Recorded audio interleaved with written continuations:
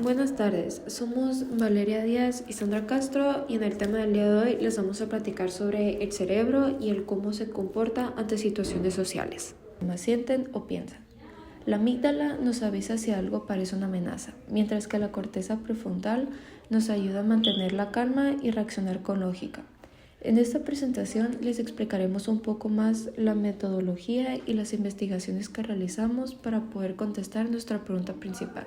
Al igual, veremos un poco más de los objetivos sobre este tema. La realización de esta investigación se justifica porque entender cómo funciona el cerebro en estas situaciones sociales nos ayuda a mejorar nuestras interacciones, fortalecer la comunicación y manejar mejor el estrés social. Muchas personas experimentan ansiedad o dificultades al relacionarse, y conocer los procesos neurológicos involucrados pueden ofrecer herramientas para desarrollar la empatía, el autocontrol y la inteligencia emocional.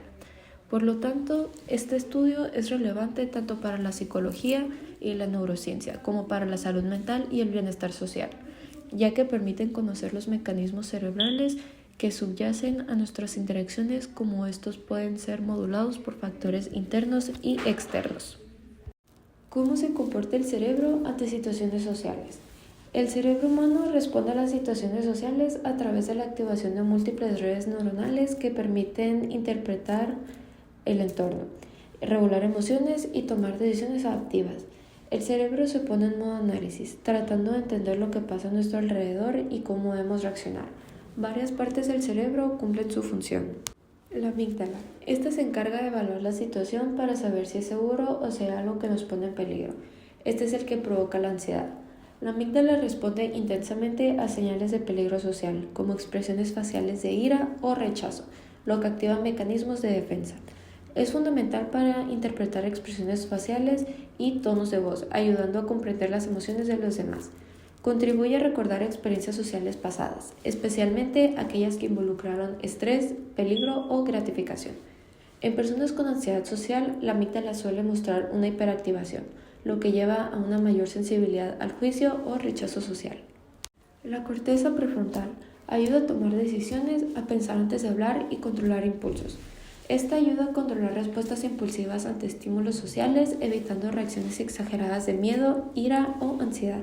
La región medial de la corteza está implicada en la capacidad de ponerse en el lugar de los demás y comprender sus pensamientos e intenciones. Esta contribuye a evaluar las consecuencias de las acciones y actuar de manera ética en interacciones sociales. Permite adaptar el comportamiento a diferentes contextos sociales, ajustando la respuesta según las normas y expectativas del entorno. Neuronas espejo. Estas nos hacen imitar y sentir lo que la gente siente. Por ejemplo, si alguien bosteza, tú también lo haces. Facilitan la adquisición de comportamientos y habilidades sociales al observar y replicar las acciones de otros. Al activar circuitos similares en el cerebro del observador y del actor, permiten sentir y comprender las emociones ajenas. Ayudan a interpretar gestos, expresiones y tonos de voz, mejorando la capacidad de comunicación. Ahora les explicaré un poco más sobre nuestros objetivos seleccionados. El primer objetivo es entender el funcionamiento del cerebro y su toma de decisiones en situaciones sociales. El analizar los procesos neuronales y las áreas cerebrales involucradas en la percepción, evaluación y respuestas de situaciones sociales. Se estudia cómo el cerebro integra la información del entorno, interpreta señales sociales y selecciona respuestas apropiadas. Además, se investigará el papel de redes cerebrales como la corteza prefrontal, la amígdala y el sistema de recompensa en toma de decisiones sociales. Como segundo objetivo tenemos el analizar las emociones que generan estas situaciones.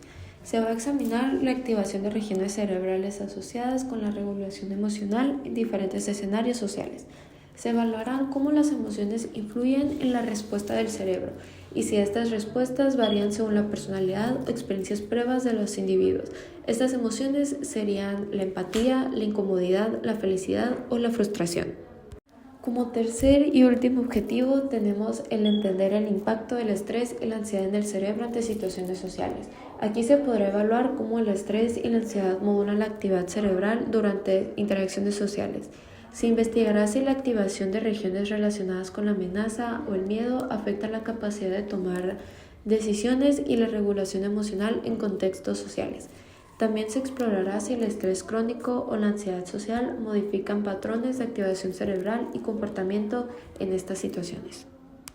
En nuestra metodología utilizamos cuantitativo-cualitativo, que se separa en 3 secciones. Neurocientífico, que se trata de observar qué áreas del cerebro se activan durante interacciones sociales, medir la actividad cerebral en tiempo real ante estímulos sociales. El psicológico, que se utiliza con encuestas y entrevistas para evaluar las habilidades sociales, ansiedad social o percepción emocional, que en este se utilizó diferentes situaciones que generan estrés para saber cómo actuaban las personas ante estas situaciones y qué podían sentir ante eso. En el tecnológico se utilizó una simulación de entornos sociales para estudiar reacciones en tiempo real, como lo mencioné anteriormente. Se utilizó también inteligencia artificial para analizar patrones en datos neurocientíficos y conductuales. Aquí 16 participantes respondieron preguntas sobre el estrés en situaciones sociales y cómo cambia su comportamiento entre amigos y desconocidos. Como podemos ver, aquí tenemos una gráfica donde muestra quiénes fueron las personas que han pasado por una situación que los deja sobrepensando. El azul son las personas que dijeron que sí, que es un 94%, y el rosa es que no, que es una persona, que es el 6%. Este estudio nos permitirá entender cómo el cerebro reacciona ante situaciones de estrés social y cómo la confianza con amigos puede modular esta respuesta, abriendo la posibilidad de intervenciones para mejorar el bienestar social. Aquí analizaremos las respuestas dividiéndolas en 2 categorías principales, que es la A, factores que generan un estrés social, como por ejemplo multitudes, hablar en público o la ansiedad social. Y la B, que sería las diferencias de comportamiento con amigos y con desconocidos, por ejemplo mayor confianza, más apertura o mayor irritabilidad. Hicimos varias preguntas donde estas personas respondieron depende de cómo se sentían ante estas situaciones, que una de las preguntas fue ¿qué tipo de situaciones sociales te generan más estrés o incomodidad? Muchas de las personas mencionaron que cuando hay mucha gente o cuando hay conversaciones o malentendidos en ambientes que no les gustan o simplemente hablar enfrente de un grupo muy grande de personas, eso le genera ansiedad social. Otra pregunta que hicimos es ¿cómo cambia tu comportamiento cuando estás con amigos cercanos en comparación de desconocidos? En pudimos observar que muchas personas dijeron que es más amable o que actúan más abierto, tienen más confianza para expresarse con sí mismos y cuando están con los desconocidos es como más irritable, más sensible a las cosas, son más reservados con todos sus comentarios y tienen que pensar muy bien las cosas que dicen porque tienden a ser más callados, más tranquilos y sin hablar con toda la confianza como lo harías con un amigo o con un familiar. Por ejemplo, con un amigo puedes decir más cosas, ser libre de decir todo lo que tú quieras y tener toda tu confianza, ser abierta, amable, extrovertido, auténtico, pero estando con un desconocido eso cambia. Hablar en público o interactuar en ambientes desconocidos implica mayor esfuerzo del córtex prefrontal que regula la respuesta emocional y la toma de decisiones. Como podemos ver, algunos participantes mencionaron la ansiedad social, lo que sugiere una hiperactividad de la amígdala y una mejor regulación para parte del córtex prefrontal. Después de analizar todas las respuestas de los 16 participantes, los resultados nos muestran patrones claros en la percepción del estrés social y los cambios en el comportamiento según el contexto. Las respuestas nos indicaron que los factores que más generan incomodidad son la multitud de personas, las interacciones en público y los malentendidos sociales. La amígdala se encarga en este caso de procesar el miedo y la ansiedad, porque cuando alguien enfrenta una situación social o incómoda, la amígdala se activa generando una respuesta de alerta que puede llevar a la ansiedad o evitación. En este mismo caso, el córtex prefrontal es responsable del control emocional y toda la toma de decisiones. En personas con mayor ansiedad social, esta región tiende a ser menos efectiva en la regulación de la amígdala, lo que puede causar una incomodidad o que se sientan con más intensidad y dure más tiempo. Los participantes indicaban que cuando están con amigos se sienten más seguros, abiertos y confiados, mientras que con desconocidos pueden ser más reservados, más callados o incluso irritables. Gracias a la oxitocina, que pues esta hormona es conocida como la hormona de la confianza, pues se libera en contextos de seguridad y cercanía, como cuando estamos con amigos.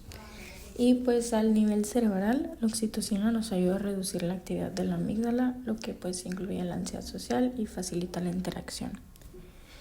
Cuando estamos hablando pues de este tema, también está la red de la teoría de la mente, que esta red pues incluye el córtex prefrontal media y el giro temporal superior, que nos ayuda a interpretar las intenciones de los demás. Y esta red con amigos funciona de manera eficiente, permitiéndonos entender todos sus gestos y emociones con facilidad, pero con desconocidos la interpretación es más incierta, lo que nos puede generar pues un estrés o una ansiedad. Todo esto puede generar conciencias a largo plazo. Por ejemplo, el estrés social puede afectar en la plasticidad cerebral, limitando la conexión entre el córtex prefrontal y la amígdala, lo que refuerza la ansiedad. Entonces, gracias a todas estas situaciones nos puede generar una ansiedad muy fuerte, que es lo que tenemos que evitar. También, pues la falta de interacción social segura puede disminuir la producción de oxitocina, lo que contribuye al aislamiento y el desarrollo de trastornos como la fobia social o la depresión. Pues ese estudio nos confirmó que la forma en la que percibimos las interacciones sociales está profundamente influenciada por la actividad de distintas áreas del cerebro. Pues la ansiedad social está relacionada con una hiperactividad de la amígdala y una regulación deficiente del córtex prefrontal, mientras que la confianza social se ve fortalecida por una oxitocina y una mayor actividad en el núcleo accumbens.